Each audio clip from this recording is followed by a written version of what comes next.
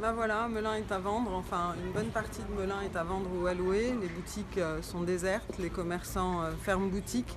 parce que cette logique d'aménagement du territoire qui consiste à vendre des parcelles de notre territoire agricole à des grands investisseurs privés qui vont construire des méga centres commerciaux, ça vide les centres-villes de leur vie et ça vide les centres-villes de leurs artisans. Et le travail de production des biens dont on a besoin, il est uniquement entre les mains des grands capitalistes et il n'y a plus de travail pour les artisans, il n'y a plus de travail pour les commerçants dans nos villes. Et en plus, nous, on est obligés d'aller loin pour pouvoir consommer et donc on est dépendant de la voiture, on est dépendant du pétrole.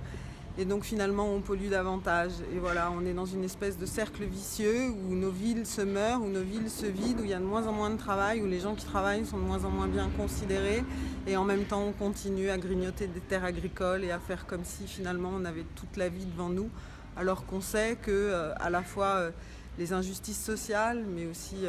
la pollution sont des menaces réelles pour nos sociétés. Donc au lieu de bétonner autour de la ville de Melun par exemple, si on avait gardé les terres et qu'on avait utilisé ces terres pour un projet de transition agricole qui permettrait de redonner du travail aux gens ici et de produire une alimentation saine qui serait ensuite vendue par les commerçants de la ville aux gens qui vivent dans la ville et qui consommeraient dans la ville,